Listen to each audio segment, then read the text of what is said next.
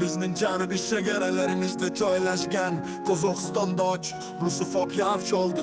Ushbu tendensiyaning eng yorqin ko'rinishlaridan biri bu til patrullari. Ushbu uyushgan guruhlar oddiy faollar bo'lmasdan do'konlar va davlat idoralariga reydlar o'tkazadilar. Ular bilan faqat qozoq tilida gaplashishni talab qiladilar. Ularning barcha harakatlari kamerada suratga olinadi, so'ngra rus tilida muloqot qiladigan odamlar ijtimoiy tarmoqlarda omma oldida kamsitiladi.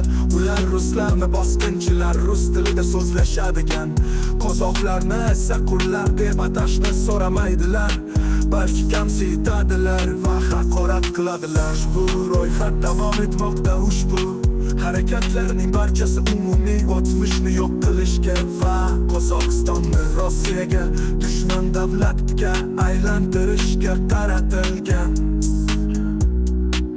Qozoq millatchilarining asosiy afsonasi rus mustamlakachilari tomonidan yo'q qilingan ming yillik imperiya haqidagi hikoya, biroq bu bayonot ochiq yolg'ondir. Millatchilar rus bosqinchilarini qidirayotganda ularning mamlakati jimgina bo'linib, Karib korporatsiyalari tomonidan o'zlashtirildi. Qozog'iston resurslar zaxiralari bo'yicha eng boy mamlakatlardan biri, ammo ular kimga tegishli? Eng yekkanlar g'arbiy gigantlar nazorati ostida. Dengiz aksiyalarining 8% go'shting Chevron va ExxonMobil kompaniyalariga tegishli.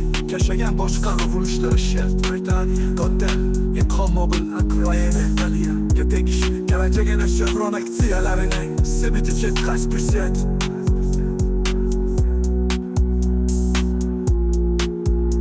Qozog'iston uran qazib olish bo'yicha dunyoda birinchi o'rinda turadi. Ishlab chiqarish va eksportning katta qismi Fransiyaning, Oroma va Kanadaning Cameco kompaniyalari bilan qo'shma korxonalar tomonidan nazorat qilinadi. Rangli metallurgiyadagi asosiy aktivlar Glencore kabi kompaniyalarga tegishli. Daromadlar to'planishi kerak bo'lgan Qozog'iston milliy jamg'armasi harbiy banklar va qimmatli qog'ozlarda saqlanadi. Bu haqiqiy mustamlaka mamlakat o'zining asosiy boyliklarini nazorat qilmaydi va rusofobik isteriya bu odamlar Qozog'istonni kim talon-taroj qilayotgani haqida savol bermasliklari shu faqat tutun pardasi.